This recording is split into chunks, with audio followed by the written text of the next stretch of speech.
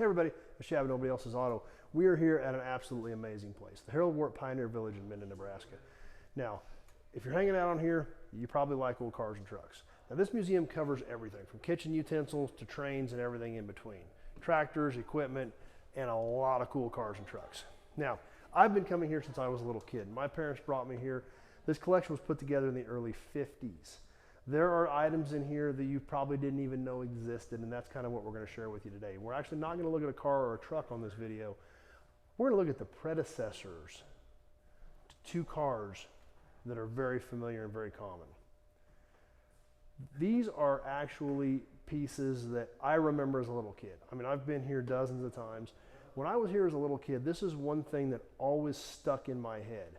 I never forgot this from the first time I saw it. And that's what's so cool about these pieces. These two pieces that we're going to look at in this video, literally the predecessors to one of the biggest corporations in the world. And it all started with these couple of small artifacts right here at the Harold Wart Pioneer Village in Minden, Nebraska. Right here, we're standing in front of two stationary engines. This one done by Ransom Eli Olds. This one done by David Dunbar Buick.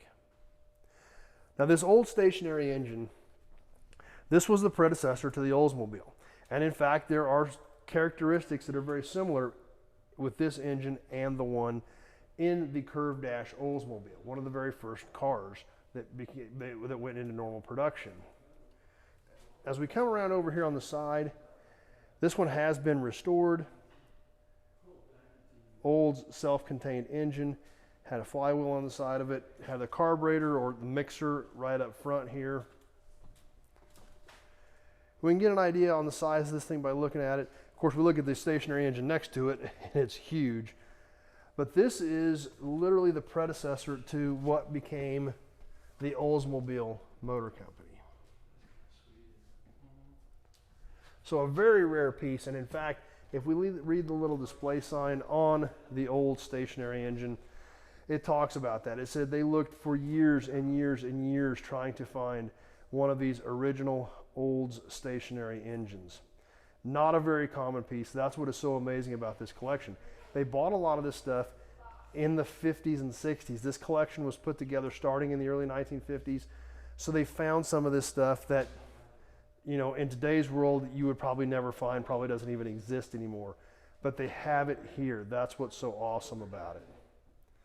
So there it is, the old stationary engine done by Ransom Eli Olds in his father's blacksmith shop is where they started building these engines. This next engine that we're going to look at, like I said, to me is kind of special. Because I remember as a little kid, obviously as a lot of you guys know, I grew up on Buicks. My dad was into Buicks. I cut my teeth in this business on Buicks. This piece has always stuck with me. Out of the thousands and thousands of pieces here, the 300 plus cars and trucks, this one engine has always stuck with me. I've always remembered this ever since I was a little kid. Now, David Dunbar Buick was actually in the plumbing business prior to being in the car business. He did plumbing fixtures, toilets, things like that. That's what his business was. Then he got into stationary engines. What we are standing in front of right here is the only known Buick stationary engine in existence.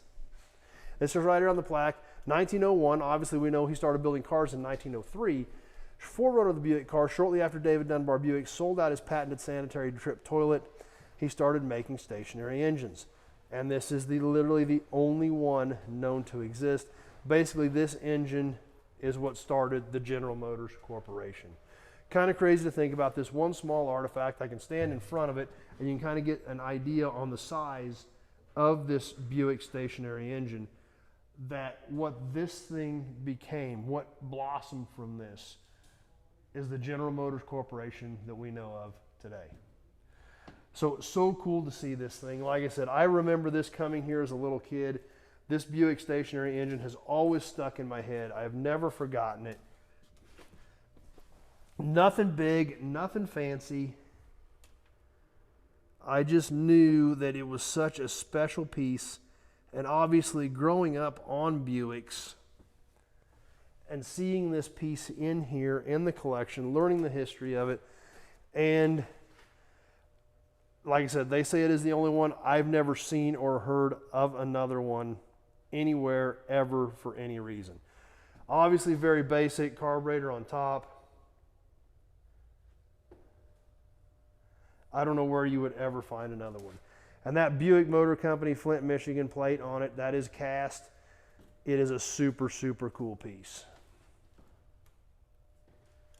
So anyway, like I said, not a big fancy car, kind of plain, yet two engines that obviously Oldsmobile has been gone for a few years now, but Oldsmobile made cars for 100 years. Buick still producing cars to this day, 120 years after they started producing them in 1903, over 120 years of when this engine was made prior to David Dunbar Buick starting to make cars. And here it is right here on display at the Harold Wart Pioneer Village Museum in Minden, Nebraska. This is a bucket list place, hands down. If you like any of this stuff, whether it's cars, trucks, tractors, airplanes, kitchen utensils, you've got to come here and check it out. Pieces of history like this, you don't get the opportunity to see, and they're all right here at the Pioneer Village Museum in Minden, Nebraska. Now, fortunately, they let us behind the rails to share some of this stuff with you. Huge thanks to the staff here for letting us do that. I hope you enjoyed these engines. Obviously, this thing has always had kind of a special place in my heart because I just thought that was so cool, even as a little kid, to know that engine right there, the only one known to exist, is what started the Buick Motor Company. It's what started, which is what started General Motors into the conglomerate that it is today, all from that little engine. So, pretty cool deal. To me, it really stuck. I hope you guys enjoyed it. Please check out the full playlist we've done here from the Pioneer Village Museum in Minden, Nebraska. Check out the whole playlist, all the cool stuff we've got. We're showing you just snippets of this amazing place. If you just look down the row here, you see all these engines they have here, all these stationary engines, all of these trucks that they have on display here. It is an outstanding collection. And when there's pieces like this, the only ones known in existence, stuff they gathered up back in the 50s when you could still get this stuff, it's here, it's on display, it's amazing.